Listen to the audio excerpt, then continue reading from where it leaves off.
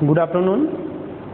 Urmila Devi PG college से मैं रजनीश पांडे एक बार फिर से बीए प्रथम वर्ष के छात्र छात्राओं को इकोनॉमिक्स सब्जेक्ट के फर्स्ट पेपर के नए टॉपिक के साथ उपस्थित हूँ।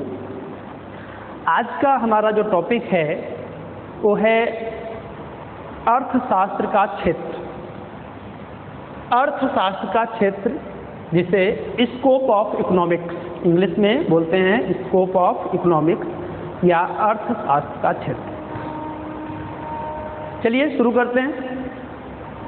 अर्थशास्त्र का क्षेत्र, इकोनॉमिक्स सब्जेक्ट का क्षेत्र क्या है, स्कोप क्या है, इसकी बाउंड्री लाइन क्या है, इसके अंतर्गत क्या हम अध्ययन करते हैं, आज हम इसी पर चर्चा करेंगे। तो जब हम इकोनॉमिक्स के स्कोप की बात करते हैं, अर्थशास्त्र के क्षेत्र की बात करते हैं, तो अर्थशास्त्र के क्षेत्र के विषय में प्रसिद्ध अर्थशास्त्री प्रोफेसर जे.एम. कीन्स, इन्होंने अर्थशास्त्र के क्षेत्र के अंतर्गत, इनके अनुसार अर्थशास्त्र के क्षेत्र के अंतर्गत निम्नलिखित ये जो 3 बिंदु आप देख रहे हैं, इनका अध्ययन जो है इसके अंतर्गत सम्मिलित किया जाता है। अर्थात जे.एम. कीन्स के अनुसार अर्थशास्त्र के क्षेत्र के अंतर्गत हम क्या अध्ययन करेंगे, अर्थशास्त्र की विषय सामग्री, सब्जेक्ट मैटर ऑफ इकोनॉमिक्स। दूसरी बात क्या अध्ययन करेंगे, अर्थशास्त्र की प्रकृति, नेचर ऑफ इकोनॉमिक्स। और तीसरी बात क्या हम अध्ययन करेंगे, अर्थशास्त्र की सीमाएं, लिमिटेशंस ऑफ इकोनॉमिक्स। तो आइए सबसे पहले हम अध्ययन करेंगे कि अर्थशास्त्र की विषय सामग्री क्या होती है, what is subject matter of economics. तो हम सबसे पहले अध्ययन करेंगे सब्जेक्ट मैटर ऑफ इकोनॉमिक्स की बात करेंगे।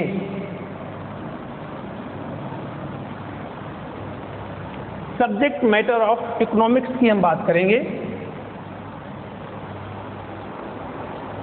किसी भी विषय की जो विषय वस्तु होती है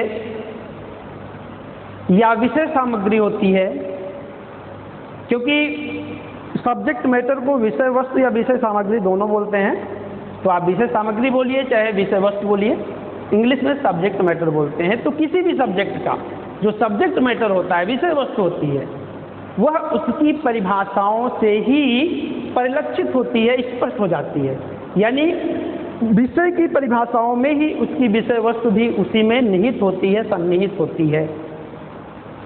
तो यदि आपको किसी भी विषय की विषय वस्तु के बारे में आपको जाननी है तो उसकी परिभाषाओं के बारे में ज्ञान होना आवश्यक है। तो अर्थशास्त्र की परिभाषाएं क्या हैं, पिछली वीडियो में मैंने आपको अच्छी तरह से समझाया था कि अर्थशास्त्र की परिभाषाएं क्या होती हैं। आपने देखा था कि अर्थशास्त्र जो परिभाषाएं हैं उसको मुख्य रूप से 5 वर्गों में डिवाइड किया गया। धन संबंधी परिभाषा, कल्याण संबंधी परिभाषा, दुर्लभता संबंधी परिभाषा, आवश्यकता विहीनता संबंधी परिभाषा और विकास संबंधी परिभाषा या आधुनिक परिभाषा। तो इन परिभाषाओं का अध्ययन हम लोग पिछले वीडियो में कर चुके हैं।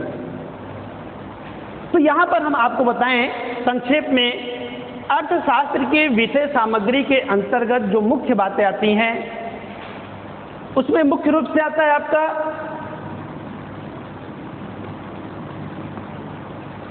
फर्स्ट कंजप्शन, उपभोग।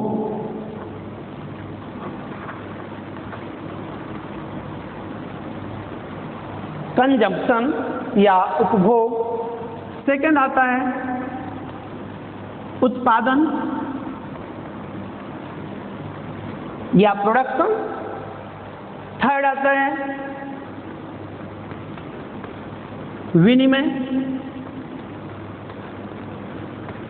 विनिमय या एक्सचेंज। फोर्थ पॉइंट आपका है वितरण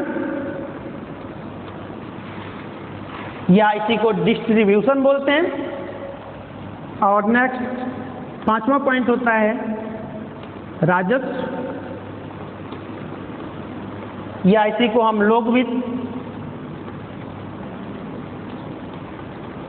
या सार्वजनिक वित्त या इंग्लिश में इसे पब्लिक फाइनेंस बोलते हैं। तो अर्थशास्त्र की विषय सामग्री के अंतर्गत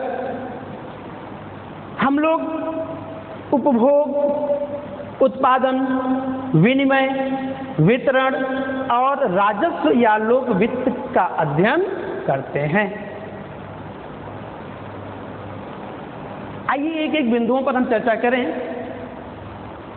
अर्थशास्त्र के अध्ययन सामग्री या विषय सामग्री का जो प्रथम भाग होता है उसका नाम क्या है? उपभोग या कंजम्पशन।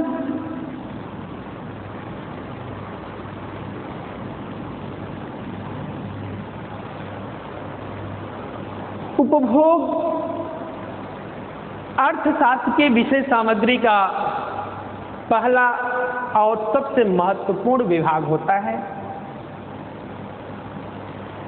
इसके अंतर्गत मनुष्य की आवश्यकताओं एवं उसके संतुष्टि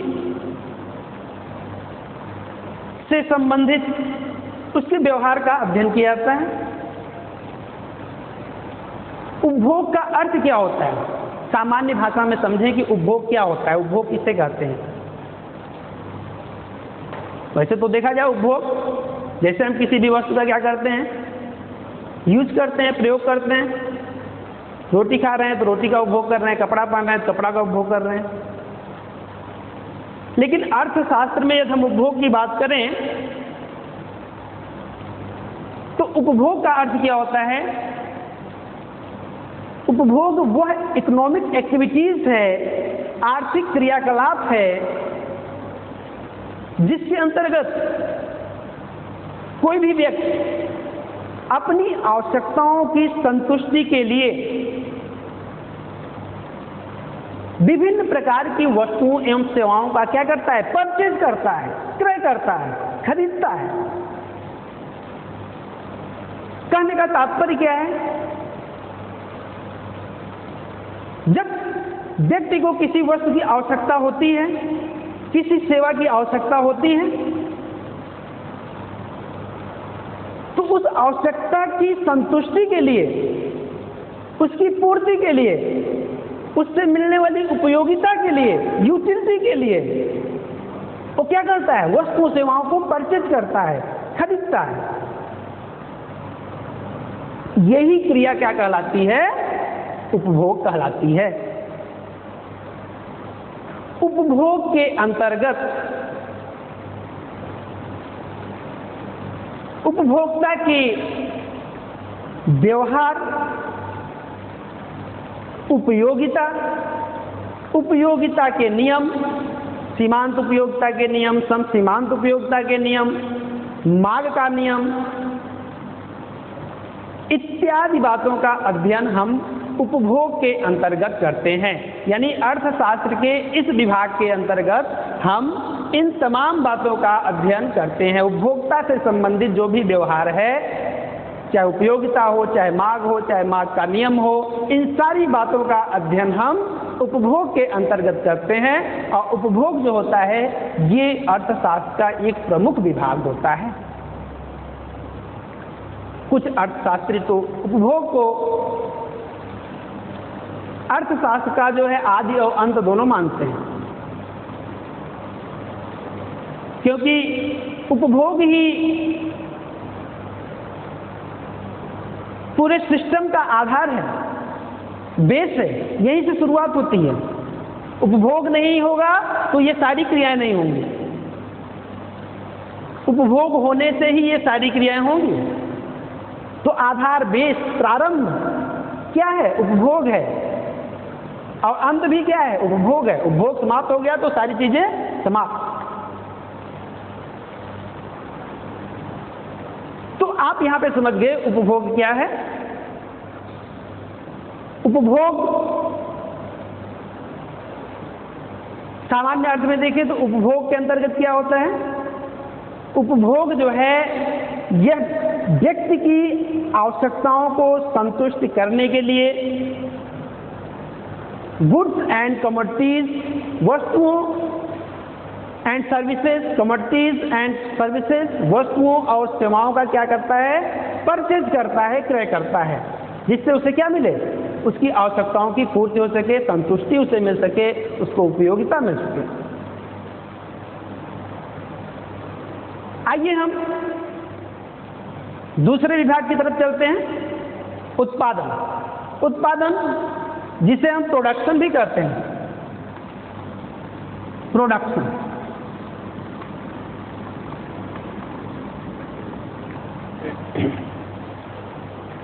उत्पादन क्या होता है?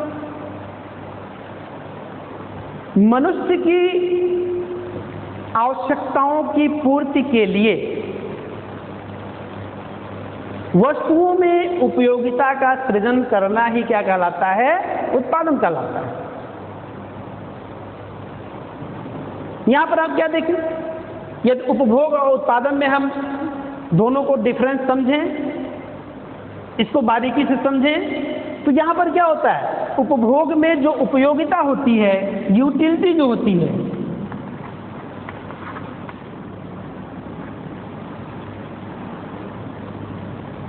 उपयोगिता, यहां पर उपयोगिता नष्ट होती है और यहां पर उपयोगिता क्या होती है? सृजित होती है। उपयोगिता, उपयोगिता हम बार बार कह रहे हैं, उपयोगिता क्या है? यहां पर हम आपको संक्षेप में बता दें। उपयोगिता क्या होती है?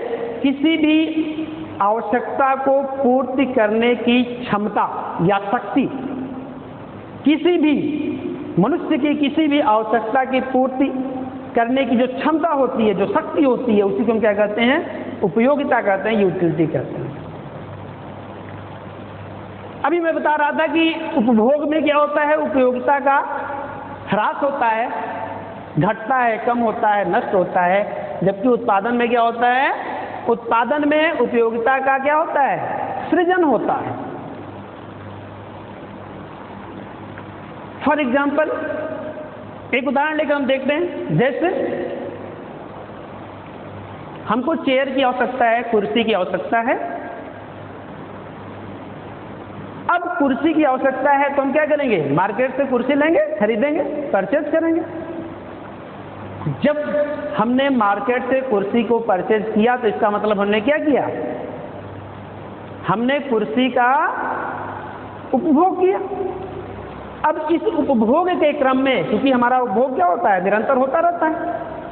अब इस उपभोग के क्रम में क्या होता है? जब हम लगातार जो है उस कुर्सी का उपभोग करते रहते हैं तो एक स्थिति ये आती है कि उससे जो मिलने वाली जो उपयोगिता होती है, आगे हम आपको विस्तार में समझाएंगे, जो मार्जिनल यूटिलिटी होती है, सीमांत उपयोगिता जो होती है, उपयोगिता दो तरह के होते हैं, कुल उपयोगिता और सीमांत उपयोगिता।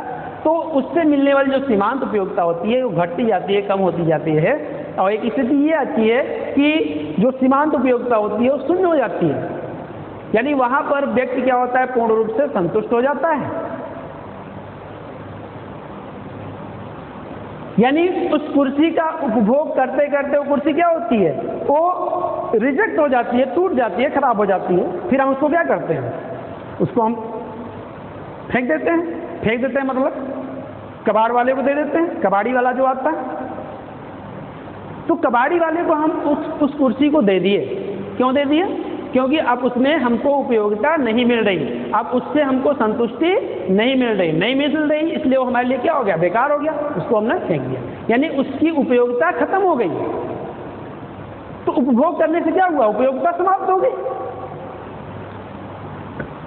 लेकिन उसी चेयर को, जो कबाड़ वाला चेयर है, कबाड़ी ले गया, उसी चेयर को क्या होता है? टूटा हुआ चेयर, उसको फिर से जो है गलाकर फिर से जब वो नया चेयर का रूप धारण कर लेता है, नई कुर्सी जब बन जाती है, तो क्या होता है? अब उसमें फिर से उपयोगिता आ जाती है। इसका मतलब क्या हुआ कि उत्पादन में क्या होता है? उपयोगिता का सृजन होता है। क्योंकि जो उपभोग होता है, मैंने आपको बताया उपभोग क्या होता है? उपभोग जो है ये आवश्यकता की पूर्ति के लिए, मानव की आवश्यकता की पूर्ति के लिए क्या करता है, वस्तुओं सेवाओं को क्रय करता है, परचेज करता है। लेकिन अब उसकी पूर्ति कैसे करेगा, पूर्ति कौन करेगा, उसकी सप्लाई के लिए क्या करना पड़ता है, प्रोडक्शन करना पड़ता है, उत्पादन करना पड़ता है। उस कुर्सी को या कोई भी वस्तु है उसको क्या करना पड़ता है, उसका निर्माण करना पड़ता है, बनाना पड़ता है। कैसे बनाते हैं, बनाने के लिए उत्पादन के विभिन्न साधन होते हैं जिसको हम इनपुट्स बोलते हैं, और जो उत्पादन होता है उसको हम आउटपुट बोलते हैं। तो इनपुट से जो है क्या बनता है, आउटपुट बनता है। तो उत्पादन के विभिन्न साधनों का प्रयोग करके क्या बनता है, उत्पादन प्रक्रिया संपन्न होती है, जो कि मानवीय आवश्यकताओं को संतुष्ट करने के लिए, उसको पूर्ति करने के लिए, उसकी पूर्ति करने के लिए क्या करती है, उपयोगिता का सृजन करती है। तो उपभोग और उत्पादन दोनों आपको समझ में आ गया होगा। उपभोग वस्तुओं और सेवाओं का क्या किया जाता है, परचेज हम करते हैं अपनी आवश्यकता की संतुष्टि के लिए। अच्छा, सेवाओं की हम बार बार बात कर रहे हैं, सेवाओं का मतलब आप समझ पा रहे हैं, वस्तुओं की बात समझ में आ रही है। हमने जो है साइकिल ले लिया, बाइक ले लिया, कपड़े जाके ले लिए मार्केट से, चॉक, डस्टर, कोई भी सामान हम ले रहे हैं, इसका मतलब उसका उपभोग कर रहे हैं। सेवाओं का उपभोग किस तरीके से करते हैं, जैसे आप मोबाइल का यूज़ कर रहे हैं, मोबाइल ले रहे हैं, मोबाइल तो आपका एक वस्तु में आएगा, लेकिन मोबाइल का जो फंक्शन होता है, जैसे आप इंटरनेट का प्रयोग कर रहे हैं, अब इंटरनेट क्या हो गया, ये सेवा हो गया। अब आपको मोबाइल चलाने के लिए आपको जो है अपनी आवश्यकता की पूर्ति के लिए क्या करना पड़ता है, उसमें इंटरनेट पैक कराना पड़ता है। तो इंटरनेट जो पैक आप कराते हो क्या है, वो सर्विस है। तो उस सर्विस को आप क्या करते हैं, उसको भी परचेज करते हैं। तो ये क्या हुआ, उपभोग हुआ। आप किसी टीचर से पढ़ते हैं, जैसे पढ़ाना, ये क्या है, सर्विस है, मैं पढ़ा रहा हूँ, सर्विस। आप पढ़ रहे हैं, आप मुझसे पढ़ रहे हैं, इसका मतलब आप मुझसे क्या कर रहे हैं, सर्विस ले रहे हैं। ये भी क्या है, ये भी एक उपभोग है। तो वस्तुओं का और सेवाओं का, ये दोनों का अपनी आवश्यकताओं की संतुष्टि के लिए जो हम परचेज करते हैं वो क्या कहलाता है, उपभोग कहलाता है।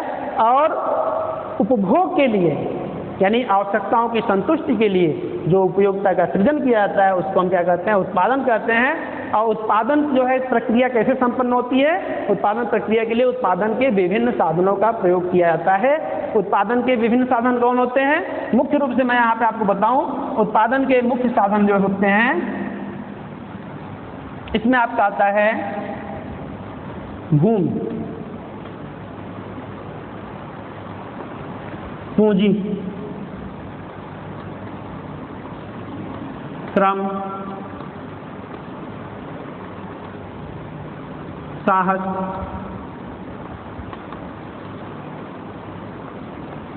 संगठन,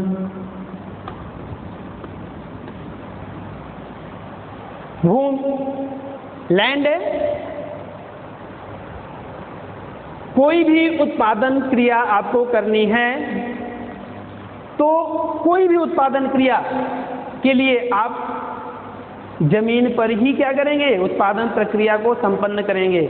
हवा में आप कोई भी उत्पादन प्रक्रिया नहीं कर सकते, अंतरिक्ष में कोई उत्पादन नहीं कर सकते। आपको उत्पादन करना है तो जमीन पे ही करना है। तो उत्पादन करने के लिए आपको भूमि की आवश्यकता होगी। आप भूमि के रूप में, भूमि मतलब जैसे आपको कृषि कार्य में आपको प्रोडक्शन करना है तो खेत के रूप में आप यूज करते हैं। आप कोई फैक्ट्री कारखाना चला रहे हैं तो उसके लिए जो है आपको रूम की आवश्यकता होगी, हाल की आवश्यकता होगी। तो आप हाल का प्रयोग, रूम का प्रयोग कर रहे हैं या फिर जमीन का प्रयोग कर रहे हैं या फिर खेत का प्रयोग कर रहे हैं, ये सब किस में आएगा, लैंड में आएगा, भूमि में आएगा।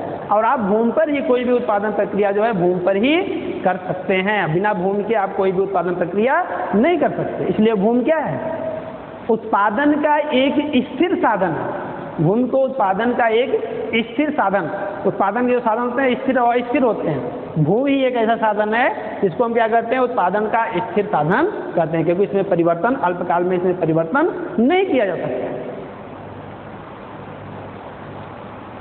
इसके बाद यदि हम कोई उत्पादन प्रक्रिया को संपन्न करना है, तो केवल भूमि से ही उत्पादन नहीं होगा, उसके लिए पूंजी की आवश्यकता होगी। हमको पंखा बनाना है, तो पंखा बनाने के लिए क्या करना पड़ेगा? केवल जमीन ले लिए या रूम ले लिए, हॉल ले लिए तो उससे पंखा बन जाएगा? नहीं, उसके लिए जो हमको पूंजी की आवश्यकता होगी।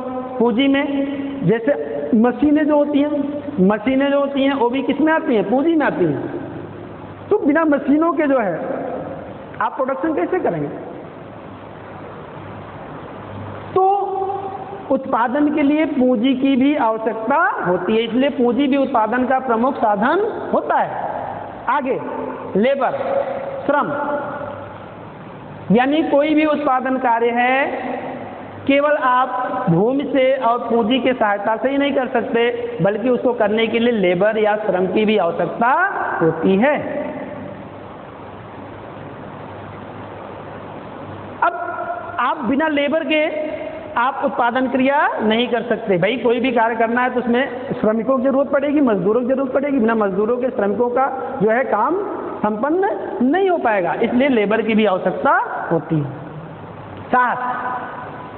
साहस या उद्यम बहुत ही महत्वपूर्ण उत्पादन का साधन होता है। साहस या उद्यम जो होता है ये उत्पादन का बहुत ही महत्वपूर्ण साधन होता है, क्योंकि ये ऐसा उत्पादन साधन होता है कि पूरी उत्पादन प्रक्रिया को संपन्न करने में इसकी अहम भूमिका इसलिए होती है क्योंकि यही एक ऐसा होता है, ऐसा उत्पादन का साधन होता है जो क्या करता है? जो जोखिम उठाता है, रिस्क उठाता है। किस बात की रिस्क उठाता है? प्रॉफिट और लॉस, जो लाभ या हानि का रिस्क उठाता है, जोखिम उठाता है, वही क्या होता है? साहसी या उद्यमी होता है। तो बिना रिस्क उठाए, बिना जोखिम उठाए आप कोई भी उत्पादन कार्य नहीं कर सकते। इसलिए उत्पादन कार्य के लिए रिस्क उठाना, जोखिम उठाना, लाभ या हानि को सहने की जोखिम उठाना जो होता है ये बहुत ही महत्वपूर्ण होता है। बिना इसके उत्पादन कार्य संपन्न नहीं हो सकता। इसलिए उत्पादन का एक प्रमुख साधन साहस भी है। इसके अलावा संगठन, ऑर्गेनाइजेशन, संगठन, प्रबंधन, मैनेजमेंट, ऑर्गेनाइजेशन। संगठन क्या है? संगठन का कार्य होता है कि उत्पादन के जो विभिन्न साधन होते हैं उसको किस रेशियो में मैनेज करना है, उत्पादन कार्य में किस रेशियो में, किस अनुपात में उसको लगाना है। कोई भी हम उत्पादन, किसी भी वस्तु का हम उत्पादन करने जा रहे हैं तो किस अनुपात में हमको श्रम की आवश्यकता है और किस अनुपात में हमको पूंजी की आवश्यकता है, कितना हमको भूमि की आवश्यकता है, यानी इनके रेशियो को जो है कौन जो है निर्धारित करता है? वो संगठन करता है। संगठन का कार्य यही होता है कि ये उत्पादन के विभिन्न साधनों के रेशियो को, अनुपात को क्या करता है? सुनिश्चित करता है। तो ये उत्पादन के 5 महत्वपूर्ण साधन हैं, इन्हीं के द्वारा कोई भी उत्पादन कार्य संभव होता है। तो हम उत्पादन के अंतर्गत उत्पादन के इन्हीं 5 साधनों के बारे में अध्ययन करते हैं, इसकी समस्याओं के बारे में हम अध्ययन करते हैं। उत्पादन के अंतर्गत उत्पादन फलन, उत्पादक का संतुलन, समोत्पाद वक्र, उत्पत्ति के नियम इत्यादि बातों का अध्ययन हम उत्पादन के अंतर्गत करते हैं। बात समझ में आ गई? नेक्स्ट, तीसरा जो है, जो प्रमुख विभाग है अर्थशास्त्र के अध्ययन क्षेत्र का, जो प्रमुख विभाग तीसरा है उसका नाम है विनिमय, जिसको इंग्लिश बोलते हैं एक्सचेंज।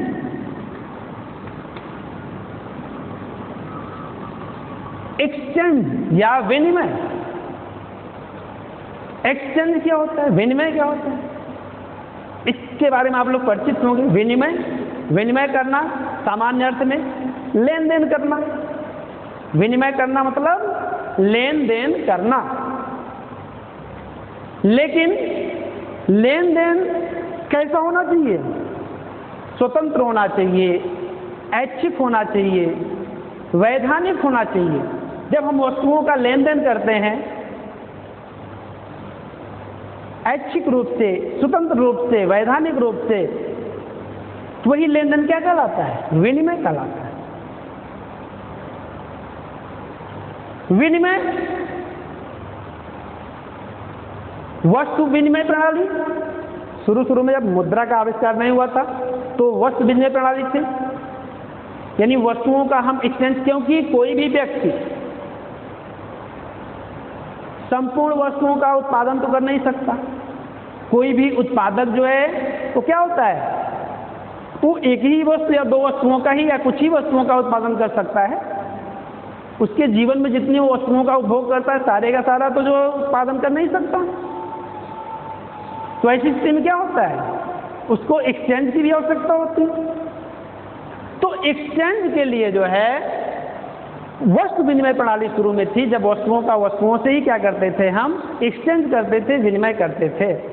जैसे फॉर एग्जाम्पल हमारे पास गेहूं है लेकिन हमारे पास दाल नहीं है, तो जिसके पास दाल है उससे हम क्या करते हैं, दाल लेकर उसको हम गेहूं देते थे। तो दाल के बदले गेहूं या गेहूं के बदले दाल देना, ये क्या है, ये वस्तु विनिमय प्रणाली है। लेकिन जब धीरे धीरे क्या हुआ, मुद्रा का आविष्कार हुआ, तो जो हमारा एक्सचेंज सिस्टम था वो किसमें हो गया, मुद्रा में हो गया। कोई भी वस्तु हमको जो है क्या करना है, खरीदना है, क्रय करना है, तो ऐसी स्थिति में क्या करते हैं, हम मुद्रा को देते हैं, वस्तु को लेते हैं। ये भी क्या है, एक्सचेंज है। तो जो यहाँ पर हम अर्थशास्त्र में जो विनिमय की बात कर रहे हैं, यहाँ पर जो विनिमय होता है, इसको यहाँ पर क्या होता है, इसके अंतर्गत कमोडिटी प्राइसिंग होता है, वस्तु की कीमत का निर्धारण किया जाता है। विनिमय के अंतर्गत क्या किया जाता है, वस्तु की कीमत का निर्धारण किया जाता है। इसमें हम विभिन्न प्रकार के बाजारों का अध्ययन करते हैं। बाजार, विभिन्न प्रकार के बाजारों में वस्तुओं का किस तरह से जो है कीमतों का निर्धारण होता है, उसका अध्ययन करते हैं। इसके अंतर्गत हम बैंकिंग का अध्ययन करते हैं, इसके अंतर्गत हम व्यापार का अध्ययन करते हैं। इन तमाम चीज़ों का अध्ययन हम किस में करते हैं, विनिमय के अंतर्गत करते हैं। इसके आगे जो चौथा प्रमुख विभाग है, इसका नाम है वितरण, जिसको हम इंग्लिश में डिस्ट्रीब्यूशन बोलते हैं।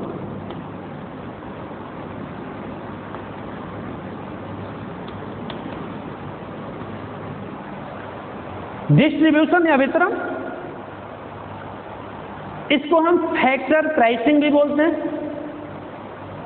क्योंकि इसमें साधन कीमत निर्धारण किया जाता है। वितरण के अंतर्गत क्या किया जाता है, साधन कीमत का निर्धारण किया जाता है।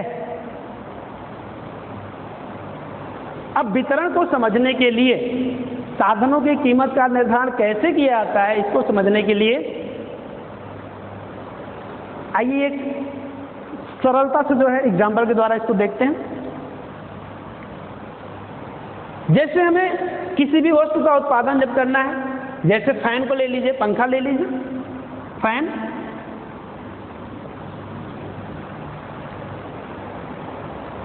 फैन का डिमांड किया गया, मांग किया गया, किसके अंतर्गत, कंजप्शन के अंतर्गत। मांग किसके अंतर्गत बनेगा, कंजप्शन, उपभोग के अंतर्गत। यानी व्यक्ति को पंखे की आवश्यकता है और उस आवश्यकता को पूरा करने के लिए वो क्या करता है, पंखे की मांग करता है, डिमांड करता है। और पंखे के डिमांड को पूरा करने के लिए, उसके मांग को पूरा करने के लिए, उसकी सप्लाई के लिए क्या किया जाएगा, तो जो प्रोड्यूसर होता है, उत्पादक होता है, वो क्या करता है, उत्पादन करता है, प्रोडक्शन करता है। पंखे का क्या हुआ, उत्पादन हुआ। पंखे का क्या किया गया, उत्पादन किया गया। उत्पादन कैसे किया गया, उत्पादन किस तरह से किया जाता है, मैंने भी आपको बताया कि किसी भी वस्तु के उत्पादन के लिए उत्पादन के ये जो 5 मुख्य रूप से साधन होते हैं, इन 5 उत्पादन के साधनों का प्रयोग करके क्या किया जाता है, वस्तु का उत्पादन किया जाता है। तो भूमि, पूंजी, श्रम, साहस, संगठन, इनका प्रयोग करके क्या किया गया, पंखे का उत्पादन किया गया। यानी पंखे का उत्पादन हो गया, प्रोडक्शन हो गया, उपभोग के लिए प्रोडक्शन हो गया। लेकिन केवल प्रोडक्शन से ही काम चलने वाला है नहीं। अब प्रोडक्शन होने के बाद उस वस्तु की कीमत का भी निर्धारण होना चाहिए। उस वस्तु की कीमत क्या होनी चाहिए मार्केट में। तो इसलिए हमको क्या करना, कहाँ चलना पड़ेगा, अब हमको एक्सचेंज के अंतर्गत चलना पड़ता है। उत्पादन से कहाँ पहुँच गए हम, एक्सचेंज में पहुँच गए, जहाँ पे हम क्या क्या किया जाता है, जहाँ पर कमोडिटी प्राइसिंग की जाती है, वस्तु की कीमत का निर्धारण किया जाता है। यहाँ पर वस्तु की कीमत का निर्धारण हो गया। मान लीजिए आपने 100 पंखे का निर्माण किया, आपने टोटल प्रोडक्शन कितना किया, 100 फैन। 100 फैन का आपने प्रोडक्शन किया। अब उसकी प्राइस का जो है निर्धारण किया गया। मान लीजिए एक फैन का जो है कीमत 1000 रुपये, तो 1000 रुपये एक फैन की कीमत का जो है निर्धारण किया गया। तो ऐसी स्थिति में कुल 100 फैन है, 100 फैन है, तो ऐसी स्थिति में कुल जो आपका जितना भी उत्पादन हुआ है उसकी कीमत क्या हो गई, 100 प्लस 1000। 100 प्रोडक्शन हुआ, 1000 एक की कीमत है, तो कितना हो जाएगा 100 प्लस 1000, कुल कीमत कितनी हो गई 1 लाख। इसका मतलब है कुल 1 लाख रुपए का प्रोडक्शन हुआ। कितना उत्पादन हुआ, 1 लाख रुपए का उत्पादन हुआ। अब उत्पादन प्रक्रिया हो गई, उसकी कीमत का भी निर्धारण हो गया। अब चौथा पॉइंट आता है डिस्ट्रीब्यूशन, वितरण। अब क्या किया जाएगा, अब इसका बंटवारा होगा। वितरण मतलब क्या होता है, वितरण गांव में आप सामान्य भाषा में जो इसका प्रयोग करते हैं, वितरण करना, वितरित करना। जैसे कथा हो गया, पूजा हो गया, क्या करते हैं, प्रसाद का वितरण करते हैं। तो वितरण करना मतलब बांटना। अब बंटवारा होगा, किसका बंटवारा होगा, ये जो इनकम है, जो आय है, जो आय प्राप्त हो रही है प्रोडक्शन से, इसका क्या होगा, अब बंटवारा होगा। किसके बीच में बंटवारा होगा, बंटवारा उसी के बीच में होगा जिसने जो है क्या किया है, उसमें योगदान किया है। भाई जिसने योगदान किया उसी को तो जो है उसी में डिस्ट्रीब्यूट किया जाएगा। तो योगदान किसने किया, तो योगदान इन्होंने किया। उत्पादन के ये जो 5 प्रमुख साधन आप देख रहे हैं, इन्हीं की सहायता से तो प्रोडक्शन हुआ, उत्पादन हुआ। ऐसी स्थिति में जब इसकी कीमत का निर्धारण हो गया, तो अब क्या होगा, इन्हीं साधनों में ही क्या किया जाएगा, इसका डिस्ट्रीब्यूशन किया जाएगा, वितरण किया जाएगा। किस रूप में किया जाएगा, साधनों के कीमत के रूप। इसीलिए इसको क्या कहते हैं, इसके अंतर्गत हमको क्या कहते हैं कि साधनों के कीमत का निर्धारण किया जाता है। ये सब क्या है, साधन है, उत्पादन के साधन। अब साधनों के, अब ये क्या था, वस्तु था, यहाँ पे वस्तु की कीमत का निर्धारण किया गया। ये क्या है, ये उत्पादन के साधन है, यहाँ पे साधनों के कीमत का निर्धारण किया जाएगा। तो इसकी कीमत क्या होगी, अब लैंड है, लैंड की जो कीमत होगी वो किस रूप में होगी, रेंट के रूप में होगी, लगान के रूप में। तो भूमि को क्या मिलेगा, लगान मिलेगा, रेंट मिलेगा। पूंजी कैपिटल को क्या मिलेगा, कैपिटल को मिलेगा इंटरेस्ट, ब्याज मिलेगा। आपने पूंजी का प्रयोग किया तो उसके पुरस्कार के रूप में, उसके कीमत के रूप में उसको क्या मिलना चाहिए, ब्याज मिलना चाहिए। लेबर, श्रमिक, आपने प्रोडक्शन में श्रमिकों का प्रयोग किया, इसको क्या मिलना चाहिए, मजदूरी मिलनी चाहिए, मजदूरी मिलनी चाहिए।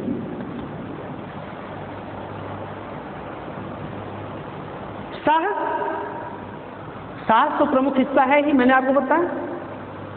तो साहस को क्या मिलना चाहिए, साहस या उद्यम, यानी साहसी या उद्यमी को क्या मिलना चाहिए।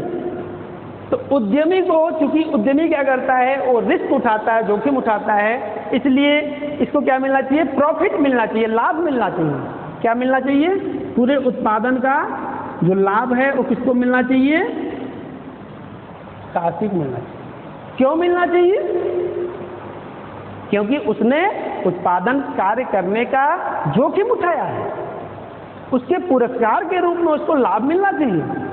यदि उसको लाभ नहीं मिलता है तो क्या होगा? क्या आगे वो उत्पादन प्रक्रिया में जो है हिस्सा लेना चाहेगा, पसंद करेगा? नहीं करेगा। है उसको भी कुछ न कुछ पुरस्कार मिलना चाहिए। तो उसका जो पुरस्कार है उसका नाम क्या है? लाभ। लाभ उसको मिलना चाहिए, तभी उसी से प्रेरित होकर क्या करेगा? वो आगे फिर से प्रोडक्शन कार्य को संपन्न करेगा।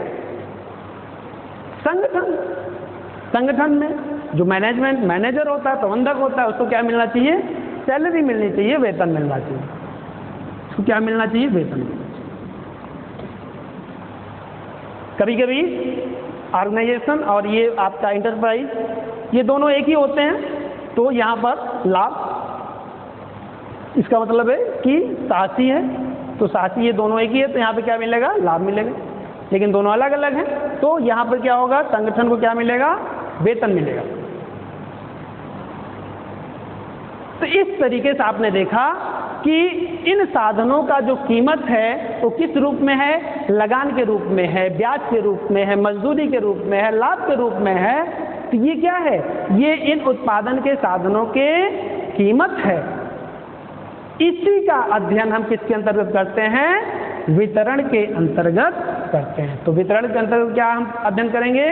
हम लगान का अध्ययन करेंगे, रेंट का अध्ययन करेंगे, ब्याज इंटरेस्ट का अध्ययन करेंगे, मजदूरी वेज का अध्ययन करेंगे, लाभ प्रॉफिट का अध्ययन करेंगे, उसके नियम, उसके सिद्धांतों का अध्ययन करेंगे। बात समझ में आ गई? तो ये चौथा प्रमुख विभाग था। अब आगे हम चलते हैं, जो पांचवा महत्वपूर्ण विभाग है उसका नाम है राजस्व। राजस्व या इसको लोक वित्त या इसको पब्लिक फाइनेंस भी बोलते हैं। Public finance.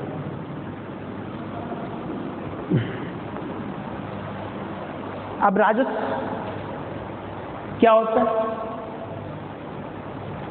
सामान्य अर्थ में देखें तो राजस्व शब्द जो है वो संस्कृत भाषा के दो शब्दों राजन और स्व शब्दों से मिलकर बना हुआ है, जिसका अर्थ होता है राजा का धन। इसका मतलब है राजस्व के अंतर्गत राजा के धन के बारे में अध्ययन किया जाता है कि राजा जो है वह कहाँ से और किस प्रकार से धन को प्राप्त करता है और किस तरह से उसको व्यय करता है। लोक वित्त या सार्वजनिक वित्त, ये सभी समानार्थी शब्द हैं। राजस्व बोलिए, चाहे लोक वित्त कहिए, चाहे सार्वजनिक वित्त कहिए, लेकिन इससे हम शाब्दिक अर्थ की बात करें तो लोक वित्त या सार्वजनिक वित्त का अर्थ जो है लोक यानी जनता यानी प्राइवेट फाइनेंस नहीं होता। आम जनता का जो हमारा जो है फाइनेंस नहीं होता, बल्कि लोक वित्त का तात्पर्य जो है या सार्वजनिक वित्त का तात्पर्य क्या होता है? जनता का वित्त नहीं होता है, बल्कि जनता का प्रतिनिधित्व करने वाले राज्य या सरकार, गवर्नमेंट, उसके फाइनेंस का अध्ययन किया जाता है। यानी सरकार जो है, गवर्नमेंट जो है, किस प्रकार से आय प्राप्त करती है, किस तरह उसको व्यय करती है, इन सब का अध्ययन यानी गवर्नमेंट के जो है फाइनेंशियल सिस्टम का अध्ययन किसके अंतर्गत किया जाता है? राजस्व के अंतर्गत किया जाता है। वर्तमान समय में इस जो है विभाग का बहुत ही महत्वपूर्ण स्थान है। बात समझ में आ गई होगी। इसके अंतर्गत हम क्या पढ़ेंगे? इसके अंतर्गत हम पढ़ेंगे पब्लिक एक्सपेंडिचर, जिसको हिंदी में लोक व्यय या सार्वजनिक व्यय बोलते हैं। यानी सरकार किस तरह से और किन किन मदों पर व्यय करती है। पब्लिक इनकम, लोक आय या सार्वजनिक आय, यानी गवर्नमेंट कहाँ कहाँ से किन किन स्रोतों से इनकम प्राप्त करती है। इसमें मुख्य रूप से हम टैक्सेशन के बारे में अध्ययन करते हैं, करारोपण के बारे में अध्ययन करते हैं। पब्लिक डेब्ट, सार्वजनिक ऋण या लोक ऋण के बारे में अध्ययन करते हैं। गवर्नमेंट जो है देश की जनता या देश के बाहर जो है किस तरीके से ऋण प्राप्त करती है, उसके क्या नियम है, क्या सिद्धांत हैं, इन सब बातों का जो है अध्ययन करते हैं। इसके अलावा वित्तीय प्रशासन, घाटे की वित्त व्यवस्था, राजकोषीय नीति, इन सारी बातों का अध्ययन हम किसके अंतर्गत करते हैं? लोक वित्त या सार्वजनिक वित्त के अंतर्गत या राजस्व के अंतर्गत करते हैं। तो ये अर्थशास्त्र का 5 प्रमुख विभाग आपने पढ़ा: उपभोग, उत्पादन, विनिमय, वितरण और राजस्व।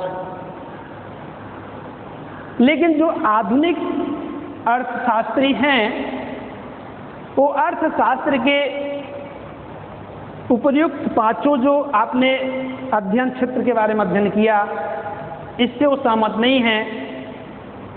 आधुनिक अर्थशास्त्रियों के अनुसार जो है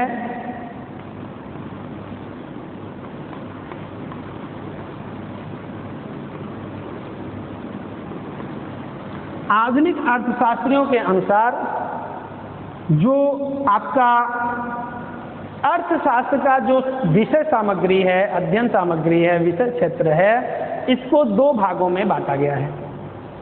इन्होंने पूरे अर्थशास्त्र के अध्ययन क्षेत्र को कितने भागों में बांटा है? 2 भागों में बांटा है। इनके अकॉर्डिंग जो है 2 भाग अर्थशास्त्र का जो है, इन्होंने अर्थशास्त्र को 2 भागों में बांटा है। एक का नाम है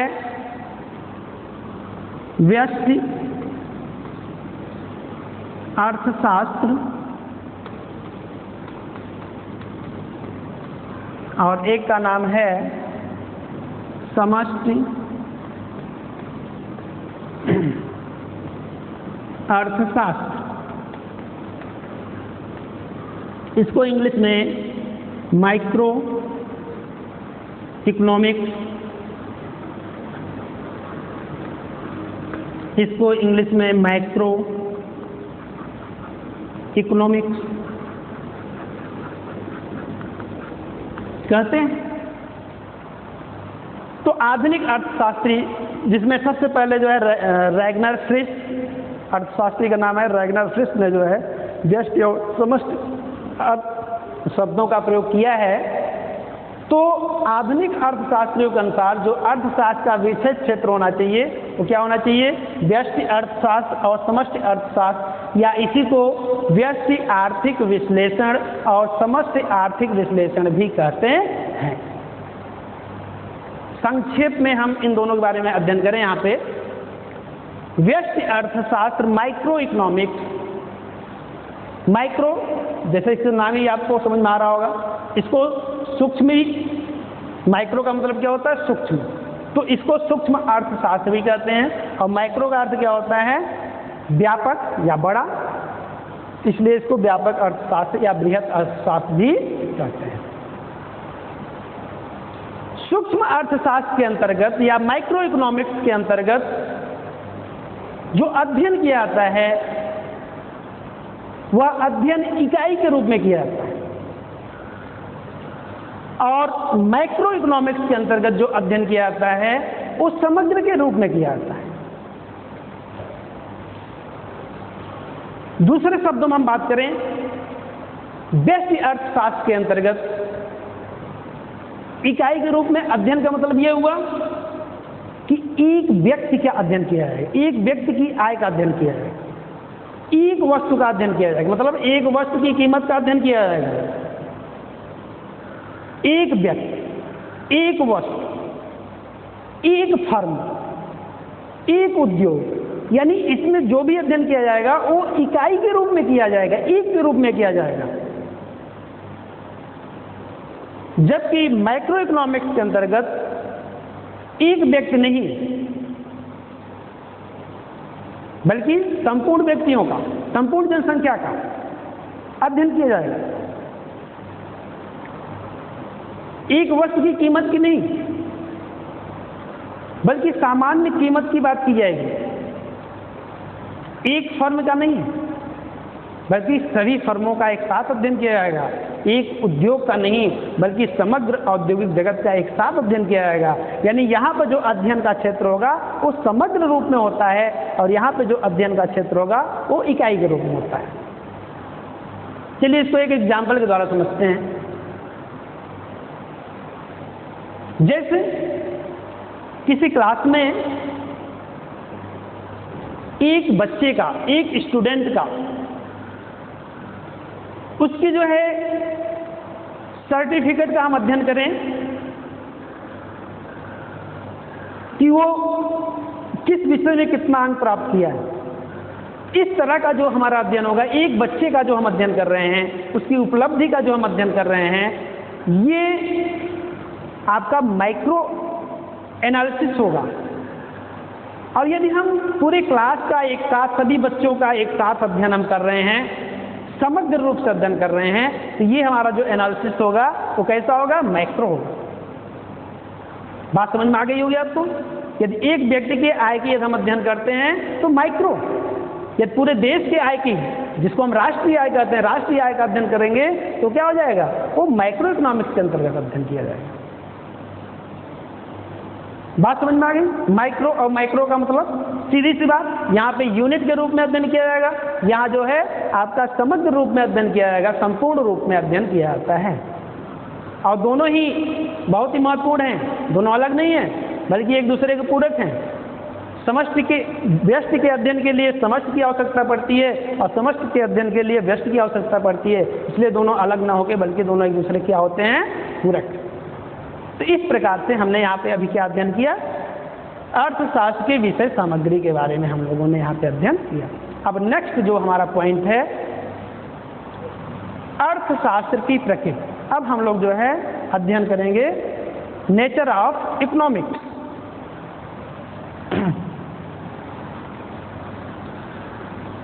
नेचर ऑफ इकोनॉमिक्स लिए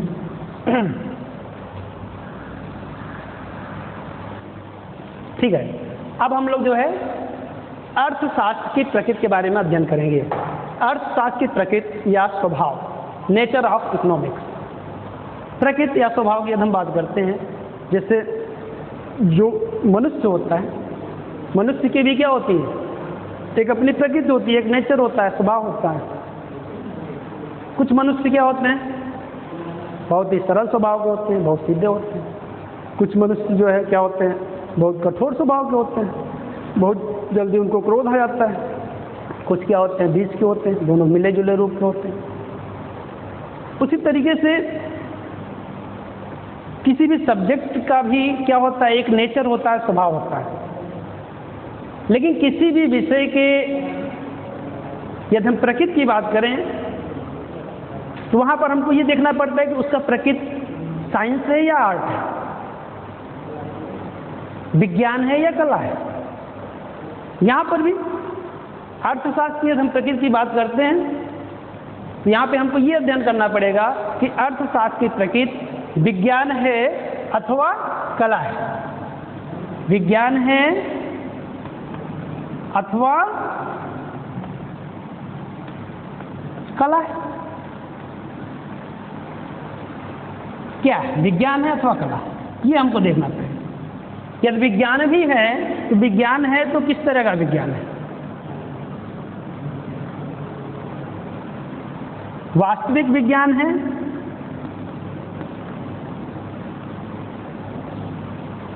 या आदर्श विज्ञान है?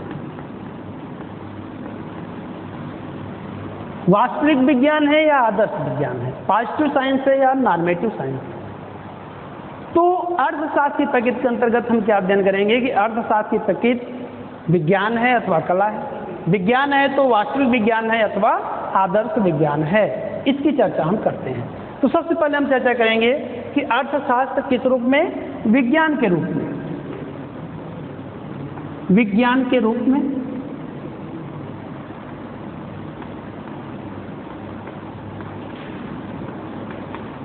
अर्थशास्त्र विज्ञान के रूप में। तो अर्थशास्त्र विज्ञान के रूप में है।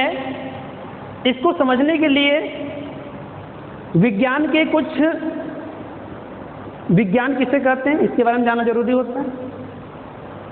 तो आप सब जानते हैं विज्ञान क्या होता है। किसी भी ज्ञान का जो सिस्टमैटिक अध्ययन होता है, क्रमबद्ध, सुव्यवस्थित, सुसंगठित ज्ञान ही क्या कहलाता है? विज्ञान कहलाता है। तो क्रमबद्ध अध्ययन क्या कहलाएगा? विज्ञान कहलाएगा। तो विज्ञान होने के कुछ उसके कसौटियां होती हैं, उन कसौटियों को हम देखेंगे और उससे हम अपने अर्थशास्त्र को कसने का प्रयास करेंगे, चेक करने का प्रयास करेंगे कि हमारा जो अर्थशास्त्र है वो विज्ञान है कि नहीं है। तो इसमें जो है कुछ हम बिंदुओं को लेते हैं विज्ञान होने के लिए। जैसे क्या होना चाहिए? तथ्यों का क्रमबद्ध अध्ययन होना चाहिए।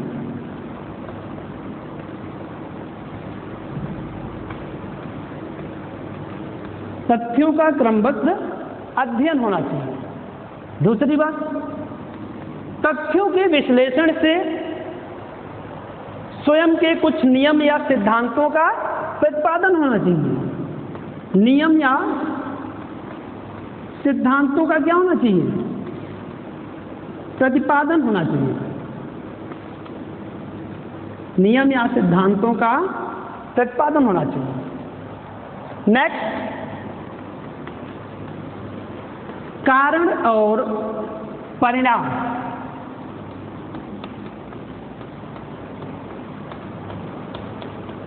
कारण और परिणाम में परस्पर क्या होना चाहिए? संबंध होना चाहिए। पारस्परिक या परस्पर संबंध होना चाहिए। और जो भी नियम आपके हैं, सिद्धांत हैं, उसमें क्या होना चाहिए? सार्वभौमिकता का गुण होना चाहिए। सार्वभौमिकता का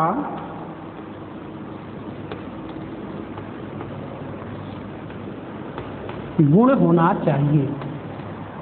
ये कुछ पॉइंट हमने लिखा जो कि विज्ञान होने की बात करता है। यदि इन बिंदुओं पर, इन कसौटियों पर हमारा इकोनॉमिक्स अर्थशास्त्र जो है इस पर जो है उतरता है, तो इसका मतलब कि हमारा अर्थशास्त्र क्या है? विज्ञान है। सबसे पहली बात करते हैं क्रमबद्ध अध्ययन। तो हमारे अर्थशास्त्र में भी जो अध्ययन का क्रम है वो कैसा है? सिस्टमैटिक, क्रमबद्ध है। उपभोग के बाद उत्पादन, उत्पादन के बाद विनिमय, विनिमय के बाद वितरण, वितरण के बाद राजस्व, इस तरीके से सिस्टमैटिक अध्ययन किया जाता है। इसलिए हम कह सकते हैं कि हमारा जो अर्थशास्त्र है वो विज्ञान है। विषय में क्या होना चाहिए? नियम या सिद्धांत का प्रतिपादन होना चाहिए। हमारे अर्थशास्त्र में बहुत सारे नियम और सिद्धांतों का प्रतिपादन किया गया, जैसे सीमांत उपयोगिता ह्रास नियम, सम सीमांत उपयोगिता नियम, उत्पत्ति ह्रास नियम, बहुत सारे नियम हैं जिसका प्रतिपादन हमारे अर्थशास्त्र में किया गया है। इसलिए हम कह सकते हैं कि हमारा जो अर्थशास्त्र है वो क्या है? विज्ञान है। आगे हम चलते हैं। कारण और परिणाम के बीच में परस्पर क्या होना चाहिए? संबंध होना चाहिए। संबंध को व्यक्त करना चाहिए, संबंध स्थापित होना चाहिए। तो यहां पर हम देखते हैं, एक एग्जाम्पल लेते हैं। हमारे अर्थशास्त्र में एक नियम है जिसको हम मार्क का नियम कहते हैं। और मार्क का नियम क्या बताता है? मार्क का नियम बताता है कि यदि किसी वस्तु की कीमत बढ़ जाती है, अन्य बातें समान रहने पर यदि किसी वस्तु की कीमत बढ़ जाती है तो उसका मार्क क्या होता है? कम हो जाता है। या उसकी कीमत जो है कम हो जाती है तो उसका मार्क क्या हो जाता है? बढ़ जाता है। वस्तु की कीमत घटने से, बढ़ने से मार्क का कम होना, वस्तु की कीमत कम होने से मार्क का बढ़ना, ये मार्क का नियम कहलाता है। अब यहाँ पे देखिए कि इस नियम में कीमत और मार्क, कीमत क्या है? कीमत कारण है, मार्क क्या है? मार्क परिणाम है। और दोनों के बीच संबंध किस तरह से दिख रहा है? आप देखिए, दोनों में इनवर्स रिलेशन को दिखा रहा है कि कीमत के बढ़ने या घटने से मार्क क्या हो रहा है? घट या बढ़ रहा है। तो इस कारण, कीमत के कारण क्या हो रहा है? कीमत में परिवर्तन के कारण मार्ग में परिवर्तन हो रहा है। तो ये दोनों क्या कर रहे हैं? कारण और परिणाम में संबंध स्थापित कर रहे हैं। इसलिए हम कह सकते हैं कि हमारा अर्थशास्त्र क्या है? एक साइंस है। सार्वभौमिकता का गुण होना चाहिए। नियम या सिद्धांत में क्या होना चाहिए? सार्वभौमिकता गुण होना चाहिए। सार्वभौमिक सत्य का प्रतिपादन करना चाहिए। सार्वभौमिक सत्य क्या होता है? सार्वभौमिक का मतलब ये होता है, सार्वभौमिक सत्य का मतलब ये होता है कि ऐसी घटना, ऐसा नियम, ऐसी बातें जो प्रत्येक स्थान और परिस्थिति में एक जैसी घटित होती हैं। जैसे सूर्य पूरब से पश्चिम की तरफ, पूरब से निकलता है, पश्चिम तरफ जाता है, पूरब से पश्चिम तरफ चलता है। तो ये चीज़ आप इंडिया में हैं, यहाँ पे देख रहे हैं, यहाँ पे आपको भी यही दिखेगा। आप अमेरिका में जाते हैं, जापान में जाते हैं, कहीं भी जाते हैं, सब जगह आपको सूर्य जो है आपको पूरब से पश्चिम तरफ ही दिखेगा। इसका मतलब ये घटना कैसा है? सार्वभौमिक सत्य है। किसी भी वस्तु को यदि हम ऊपर तरफ उछालते हैं, फेंकते हैं, तो वस्तु क्या होती है? नीचे की तरफ आती है, क्योंकि पृथ्वी में एक विशेष प्रकार का बल पाया जाता है जो प्रत्येक वस्तु को अपनी तरफ खींचती है, जिसे हम गुरुत्वाकर्षण बल कहते हैं। तो किसी वस्तु को ऊपर फेंकने से वो नीचे आती है, यहाँ पर आप फेंक रहे हैं फिर भी वो नीचे आएगी। आप अमेरिका में फेंकिए, जापान फेंकिए, इटली में फेंकिए, पहाड़ पर से फेंकिए, कहीं से भी फेंकिए, ऊपर से वो नीचे ही आएगी। इसके मतलब ये नियम क्या है? ये बात कैसी है? ये सार्वभौमिक सत्य है। क्या अर्थशास्त्र में भी ऐसा कोई नियम सिद्धांत है जिसमें सार्वभौमिकता का गुण है? बिल्कुल है। आप सीमांत उपयोगिता ह्रास नियम को ले लीजिए। हमारे अर्थशास्त्र में सीमांत उपयोगिता ह्रास नियम जो बताता है कि अन्य बातों के समान रहने पर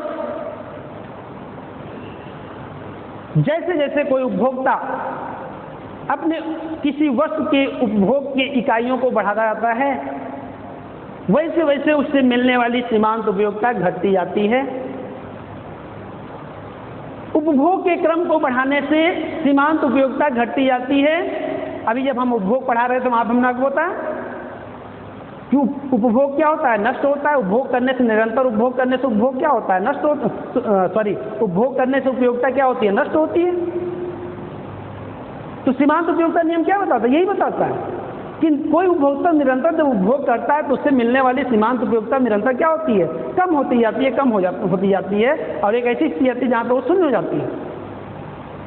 तो किसी वस्तु का आप उपभोग यहाँ पे करेंगे या किसी अन्य देश में जाके करेंगे, दिन में करेंगे या रात में करेंगे, किसी भी समय परिस्थिति में किसी भी स्थान पर करते हैं, ये नियम लागू होता है। इसलिए ये नियम भी क्या है? सार्वभौमिक नियम है। इसमें सार्वभौमिकता का गुण है।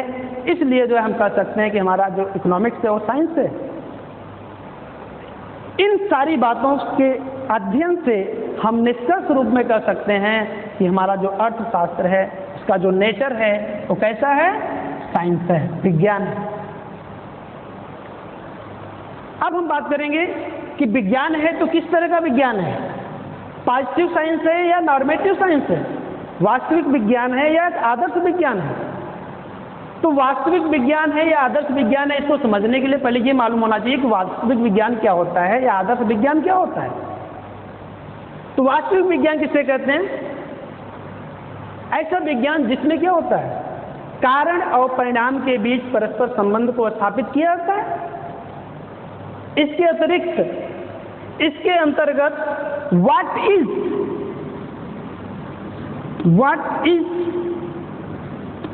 क्या है, इस प्रश्न का उत्तर भी मिलता है किसके अंतर्गत? वास्तविक विज्ञान के अंतर्गत। जिस विज्ञान के अंतर्गत व्हाट इज क्या है का उत्तर मिल रहा हो, मान लीजिए को कौन सा विज्ञान है? वास्तविक विज्ञान है। आदर्श विज्ञान क्या होता है? ऐसा विज्ञान जिसमें क्या होना चाहिए, व्हाट आर्ट टू बी, क्या होना चाहिए, इस प्रश्न का जहां पे उत्तर मिलता है समझ लीजिए कि वो क्या है? आदर्श विज्ञान है। अब हम चेक करते हैं कि हमारा जो अर्थशास्त्र है वो वास्तविक विज्ञान है या आदर्श विज्ञान है। तो अर्थशास्त्र वास्तविक विज्ञान है क्योंकि अभी आपने देखा कि अर्थशास्त्र के अंतर्गत जो है तमाम ऐसे नियम हैं जो क्या करते हैं? कारण और परिणाम के बीच में संबंध को स्थापित करते हैं। इसमें क्या है का उत्तर मिलता है कि कीमतें घट गई तो मांग पर क्या इसका प्रभाव पड़ रहा है? मांग बढ़ गया। मांग क्या हो रहा है? बढ़ जा रहा है। कीमतें बढ़ गई तो मांग क्या हो रहा है? घट जा रहा है। तो क्या है का उत्तर मिल रहा है कहां पे? अर्थशास्त्र के अंतर्गत। इसलिए हम कह सकते हैं कि हमारा जो अर्थशास्त्र है वो क्या है, वास्तविक विज्ञान है। क्या अर्थशास्त्र आदर्श विज्ञान भी है? हाँ, इसको चेक करने के लिए हम देखते हैं कि जैसे हमारे देश में कृषि मजदूरों या कोई भी मजदूरों, मजदूरों की जो मजदूरी होती है, मजदूरी वेजेस, वो डिपेंड करती है मांग और पूर्ति पर, श्रम की मांग और श्रम की पूर्ति पर डिपेंड करती है। यदि श्रम की मांग कम है और पूर्ति बहुत ज़्यादा है तो मजदूरी क्या होगी, मजदूरी कम होगी। ये बात कौन बताता है? ये वास्तविक विज्ञान बताता है। लेकिन हमारा अर्थशास्त्र इस बात का भी अध्ययन करता है कि मजदूरी क्या होनी चाहिए। मजदूरी कम तो है लेकिन मजदूरी क्या होनी चाहिए, क्योंकि हमारा अर्थशास्त्र जो है वो आर्थिक कल्याण से जुड़ा हुआ है, वेलफेयर से जुड़ा हुआ है, नीति शास्त्र से जुड़ा हुआ है। इसलिए जो है यहाँ पे क्या होना चाहिए, मजदूरी क्या होनी चाहिए, इस प्रश्न का उत्तर भी इसके अंतर्गत मिलता है। इसलिए हम कह सकते हैं कि हमारा जो अर्थशास्त्र है वो क्या है, एक आदर्श विज्ञान भी है। तो निष्कर्ष रूप में यहाँ पे हम देखें कि अर्थशास्त्र क्या है, वास्तविक विज्ञान भी है और आदर्श विज्ञान भी है। बात समझ में आ गई? अब हम बात करते हैं कि अर्थशास्त्र कला है या नहीं। तो कला है या नहीं, तो कला क्या होता है? कला क्या होता है? किसी भी कार्य को सर्वोत्तम ढंग से करने की जो प्रक्रिया होती है उसे क्या कहते हैं, हम कला कहते हैं। किसी भी तथ्य का जो सैद्धांतिक अध्ययन होता है वो विज्ञान होता है, और उसका जो व्यवहारिक अध्ययन होता है, जो व्यवहारिक पहलू होता है, वो क्या होता है, कला होता है। अब हम पता करते हैं कि क्या हमारे अर्थशास्त्र, हमारा जो अर्थशास्त्र है उसमें कला होने का गुण है।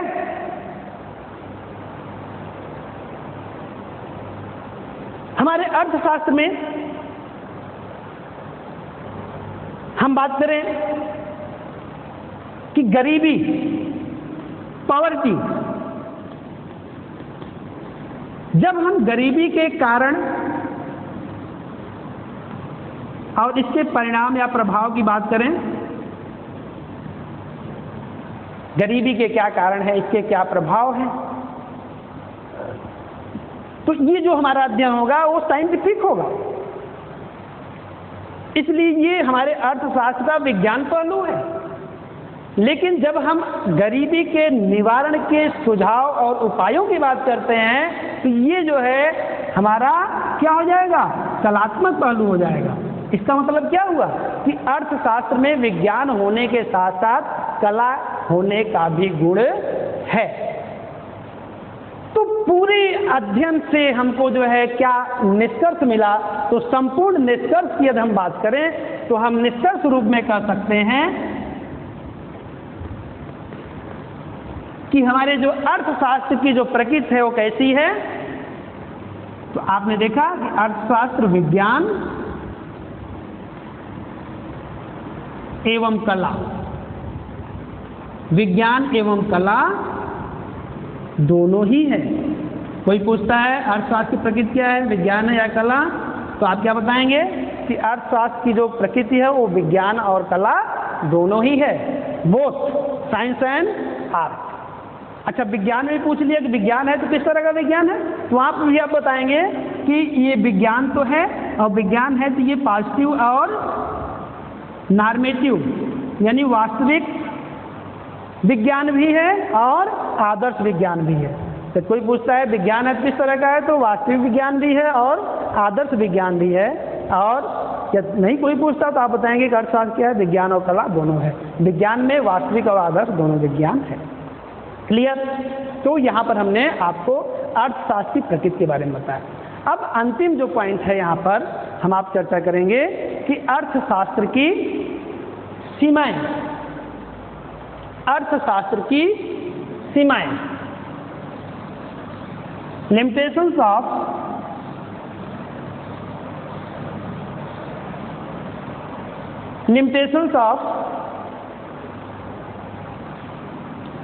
सीमाएं, अर्थशास्त्र की क्या सीमाएं हैं, अंतिम पॉइंट है आपका। सीमाओं का मतलब क्या हुआ? सीमाओं का मतलब ये हुआ कि अर्थशास्त्र का जो अध्ययन क्षेत्र है वो कहाँ तक है। सीमा का मतलब हुआ कि केवल इतना ही अध्ययन करता है, इससे अधिक अध्ययन नहीं करता। ये बाउंड्री लाइन है, केवल इसका अध्ययन यहाँ तक ही है, इससे अधिक नहीं। तो फर्स्ट पॉइंट की हम बात करते हैं कि अर्थशास्त्र की सीमाओं की अगर हम कुछ बात करें तो अर्थशास्त्र में केवल मानव का अध्ययन किया जाता है। किसका अध्ययन किया जाता है? केवल मानव का अध्ययन किया जाता है, मानवेतर प्राणियों का नहीं किया जाता है, केवल मानव का किया जाता है। मानवेतर प्राणी मतलब क्या हुआ? पशु पंक्षी, यानी पशुओं पंक्षियों का अध्ययन हमारे अर्थशास्त्र में नहीं किया जाता है, केवल मानव का अध्ययन किया जाता है। ये इसकी पहली सीमा हो गई। दूसरी सीमा,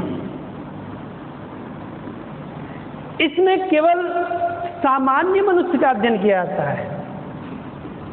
सामान्य मनुष्य का अध्ययन किया जाता है, असामान्य या पागल या अपराधी किस्म के मनुष्य का अध्ययन इसमें नहीं किया जाता है। नेक्स्ट, इसमें वास्तविक मनुष्य का अध्ययन किया जाता है। वास्तविक मनुष्य का अध्ययन किया जाता है, इसमें काल्पनिक मनुष्य का अध्ययन नहीं किया जाता। जैसा कि एडम स्मिथ का जो है काल्पनिक मनुष्य कौन था, जिसको हम इकोनॉमिक मैन कहते थे। आर्थिक मनुष्य जो है क्या था, वो काल्पनिक मनुष्य था। तो अर्थशास्त्र में काल्पनिक मनुष्य का नहीं बल्कि वास्तविक मनुष्य का ही अध्ययन किया जाता है। और इसी प्रकार से अर्थशास्त्र में केवल सामाजिक मनुष्य का ही अध्ययन किया जाता है, जो समाज में रहता है। समाज में रहने वाले ही मनुष्यों का अध्ययन किया जाता है, समाज के बाहर रहने वाले मनुष्यों का अध्ययन नहीं किया जाता है। इसका मतलब क्या हुआ? लेकिन बाद में रॉबिन्स ने इसके स्कोप को बढ़ा दिया, इसकी सीमाओं को बढ़ा दिया, और उन्होंने कहा कि समाज के बाहर रहने वाले व्यक्तियों का भी अध्ययन इसके अंतर्गत किया जाता है। तो इस प्रकार आज का जो हमारा लेक्चर था वो था स्कोप ऑफ इकोनॉमिक्स, जिसके अंतर्गत हमने क्या किया, हमने पढ़ा कि जेम्किंस के अनुसार 3 मुख्य बातों का अध्ययन किया जाता है। अर्थशास्त्र की विषय सामग्री, सब्जेक्ट मैटर ऑफ इकोनॉमिक्स, अर्थशास्त्र की प्रकृति, नेचर ऑफ इकोनॉमिक्स, एंड अर्थशास्त्र की सीमाएं, लिमिटेशंस ऑफ इकोनॉमिक्स। इसका जो है हमने जिक्र किया। That's all.